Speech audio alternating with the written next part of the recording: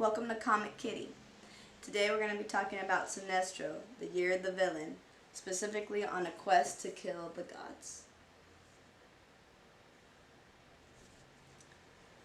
As I was venturing in the comic book store about, probably 4 months ago, I was looking at some relevant but kind of older topics. And this one I believe is a 2018-2019 comic. I should really go find the date. It's referencing a bunch of 2019 events, so I believe it's just 2019. The Year of the Villain talks about all of the characters that kind of don't get written about often. For instance, Sinestro, even though I've been able to find probably like a good 17, 23 different comic books with his name on it, there's only 4 or 5 stories for Sinestro, and this is one of them. And compared to their counterparts of the Green Lantern with Hal Jordan and Guy Gardner, and I'm missing one more. Oh, there's Simon Bass. I love Simon Bass as well. Simon Bass is one of my favorites, but also there's Jessica Cruz. So there's a bunch of Green Lantern comic books that are going out, and Sinestro is actually my intro comic book to Green Lantern Corps. So I wasn't really sure if I cared for the Green Lantern. However, I think it's where I kind of want to go as far as reading comics wise. Now, let me tell you why this one got me interested. And I want to start reading more stories written by Russell Sinestro. It was actually pretty good. It wasn't like reading a child's novel. It actually had a bunch of dialect and a bunch of inner thoughts. I didn't think I was going to really care for it, but I said, oh, let me give it a shot. So we begin with Sinestro heading over to a planet that is in danger from the I believe it's called the Paragons. Yep, they are called the Paragons. There's these anyway, they're huge giants that are destroying Earth. They're huge giants that are destroying planets. And they're coming to Earth. That's what I meant to say. So Sinestro has been told by, I believe this is Lex Luthor, in like some kind of weird android form, so to speak. I don't really understand what's happened here. I guess I haven't read enough to understand why he looks like some kind of supervillain android.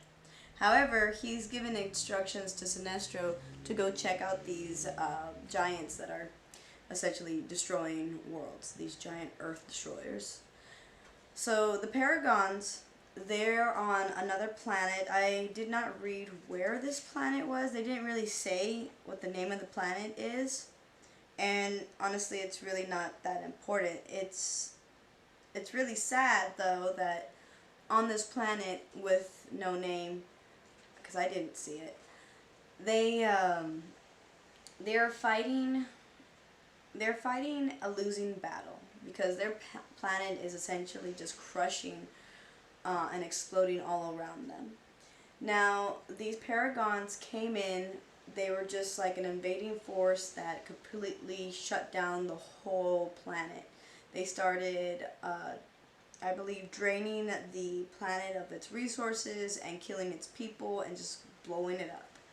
I do not know why the Paragons essentially do this. It didn't say in the comic book. However, what I do know is that these people that were on the exploding planet, they were worshipping this kind of emperor god called Garth. Or Garf. It's Garf, Garf. So it's an emperor god called Garf. So these people are fighting in the name of their god. And one thing that they were able to do is actually destroy one of the giant Earth destroyers. So with that being said, they went and found out what their material was made out of. So they took a little piece. Let me see if I could show you the little piece. They took a little piece of the giant. They went and looked under some microscopes, and they found out that there was a nation of microns. They're little bitty tiny people, microscopic people. And this is where I lost my shit, because I love mini things. I like anything that's mini, little mini fairy gardens, little mini like burritos to feed a hamster, like anything mini. I am all about it. And then Sinestro, he discovers a mini society, and he starts to realize that there's really no way to beat these giant these giant destroyers, because this mini society is rebuilding these giant destroyers from the ground up. Literally, they're under the skin, and they have these guns. I don't know if you could see the guns, but they have these guns where it is repairing like the skin or the intestines, but I guess they're mechanical intestines. And within a matter of like 30 seconds or so, Sinestro is able to see a generation or two just like go by, because literally this generation reaches childhood in 2 seconds, like 0.2 seconds, excuse me. So we have a father working on the arm right here that is getting destroyed essentially in our time, and then he dies because he's just like overworked, and the child inherits his gun. So within a matter of seconds, we see a society kind of forced to work under these gods that they live in. And so I was just like, what the heck? Where did this come from? That came out of left field. It really did. The fact that I enjoyed it too was like, whoa. So Sinestro starts to think, well, how can I defeat these giant things? Because if I do not defeat them, they're just going to go to one planet, destroy it, go to another planet, destroy it, and then eventually they're going to make their way to Earth. So Sinestro shrinks down to microscopic size. He doesn't himself shrink down, he projects a shrink down of himself. And he starts to try to convince the current generation to stop essentially working. Why are you working to rebuild these giants or these gods, he says, that do not help you? They don't even care if you exist. And the current worker is like, we have to, it's our duty. And a bunch of the workers end up sticking with that mentality of it's our duty, we have to, so they go back to work. So Sinestro actually starts to think, well, how do I change a society? Well, he started to study the society, and he did it in a way that you don't discover until like almost to the end of the book, where he sent out 5 different images of himself, the small microscopic images from his hand. It's really cool. Let me see if I can find the picture. And each one of them went and did their own research. Where are the fingers? The hand fingers, they were creepy. Oh, okay. So they were from his ring. I don't know if you can see that. It's in the top right here. I'll probably put some pictures later, like once I edit it. But the point is he sent out projections of himself. Oh, excuse me, it looks like 4. And one of them ended up studying the actual lifespan of these microns. And what he discovered is if they were to get another 2 seconds to develop from childhood besides going to work immediately, like after childhood, then they can essentially postpone their life and enjoy it. Because we have a major conflict in these microns working for the paragons, I believe. believe I'm saying it right. They are essentially working for nothing. They are working all their lives just to die without knowing life. And we get an image of a crying Micron just wasting away, not really understanding why he has to die and why he hasn't even had a chance to get to know his family. And it's a really sad realization where it's like you can't have your cake and eat it too. So either you have to work and not enjoy your family, or you're just an unproductive member of society because you're not serving your God. So that's where these people are as far as their mind frame goes. Get rid of my ponytail. So, as I should finish up the rest of this, I put it away just for a second.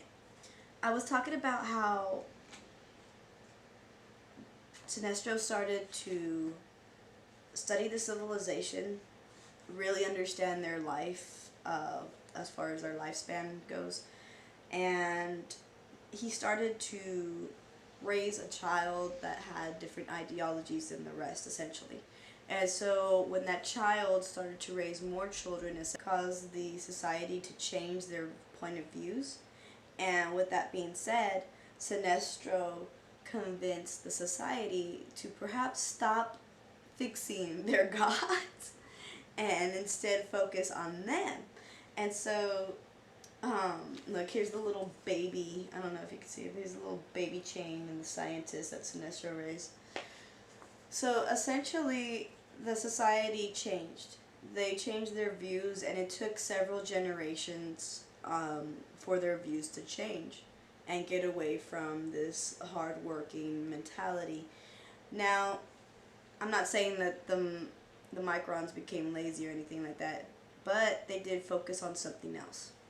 Instead of focusing on work, they focused more on politics, more on learning, more on bettering their lives, and essentially Sinestro got the civilization to stop focusing on fixing their gods. So he kind of beat these world destroyers, the paragons, from the inside out.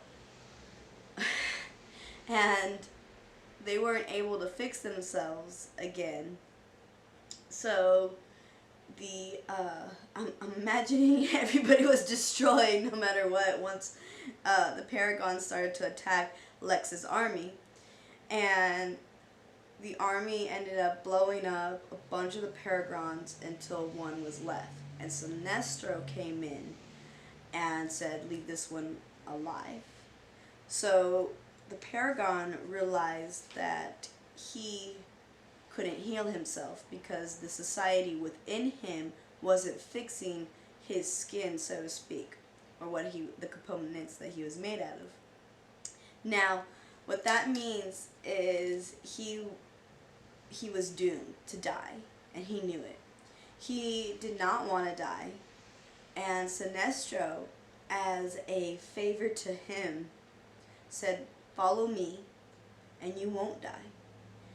Because when he made that proposal, before he blew up all the other, or during the process of blowing up all the other paragons, Sinestro was focusing a mini projection in one body, I suppose, to one sort of Microns, one sort of people, Micron people.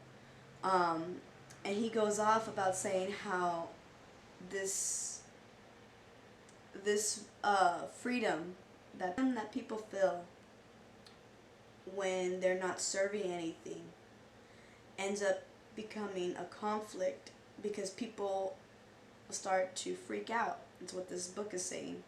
And so Sinestro says when that happens, when that society gets to that point, that's when they need to worship something. And then he says, well, why not worship me? So the last paragon basically had a society within him that was only healing him because Sinestro said to heal him. It's kind of complex. I recommend grabbing yourself an issue of Sinestro, the Year of the Villain. Also, you could look for the title on a quest to kill the gods, because it is mind-blowing. It's kind of like, well, what if we were fixing God or the gods above or something like that who don't care about us? I have to put the who don't care about us in there. What would happen if we just throw away our beliefs, our faith? Because this book has a lot to do with faith. A lot to do with faith. Faith. A lot to do with faith. Alright, well that's enough for Comic Kitty today. You take care. I'm going to go read more Sinestro, start there, and then maybe I'll get into the Green Lantern Corps later on. And if you have any comics that you'd like me to read or anything that you would want to hear or talk about, let me know. I do Periscope at Comic Kitty at Periscope, and then I also have a little Facebook group called Comic Kitty Fanboys and Fangirls Assemble. So if you want to go join that, you can. So, y'all take care, have a good day, and this is Comic Kitty, and I'm out.